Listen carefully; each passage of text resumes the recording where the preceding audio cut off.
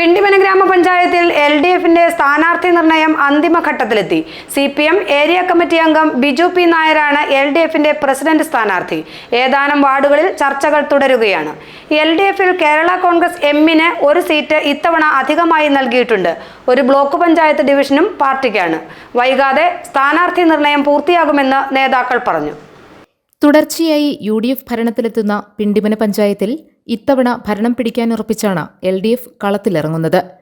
LDFൽ ഘടകകക്ഷികൾ തമ്മിൽ സീറ്റ് ധാരണ പൂർത്തിയാക്കി.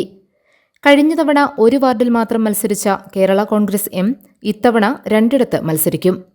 13, 14 എന്നീ വാർഡുകളാണ് കേരള കോൺഗ്രസ് എമ്മിനുള്ളത്.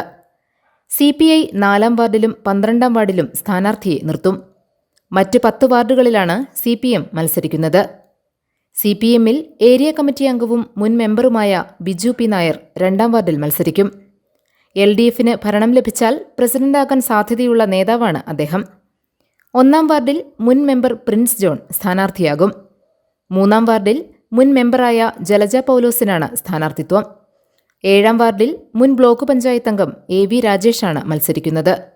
5-ാം വാർഡിൽ സിന്ധു ഷാജിയും 9-ാം വാർഡിൽ ബിന്ദു ജോണിക്കുട്ടിയും 10-ാം വാർഡിൽ ഷെർമിന ഉബൈദും 11-ൽ ഡെയ്സി എൽദോസും 12-ൽ ലിജോയുമാണ് സ്ഥാനാർത്ഥികൾ. കേരള കോൺഗ്രസ് എമ്മിന്റെ ബ്ലോക്ക് പഞ്ചായത്ത് അംഗമായ ലിസി ജോസഫ് 14-ാം വാർഡിൽ സ്ഥാനാർത്ഥിയാകാനാണ് സാധ്യത. 13-ാം വാർഡിൽ സ്ഥാനാർത്ഥിയെ നിശ്ചയിച്ചിട്ടില്ല. CPIയുടെ 2 വാർഡുകളിലും ചർച്ചകൾ തുടരുകയാണ്. ഭൂതത്താൻകെട്ട് ബ്ലോക്ക് ഡിവിഷനിൽ കേരള കോൺഗ്രസ് എമ്മിലെ ജിജി പുളിക്കൽ മത്സരിക്കും.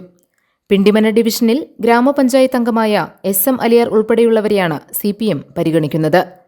ദിവസങ്ങൾക്കുള്ളിൽ പഞ്ചായത്തിലെ മുഴുവൻ സ്ഥാനാർത്ഥികളുടെ കാര്യത്തിലും പ്രഖ്യാപനം നടത്താനാകുമെന്ന് നേതാക്കൾ വ്യക്തമാക്കി. GTV news.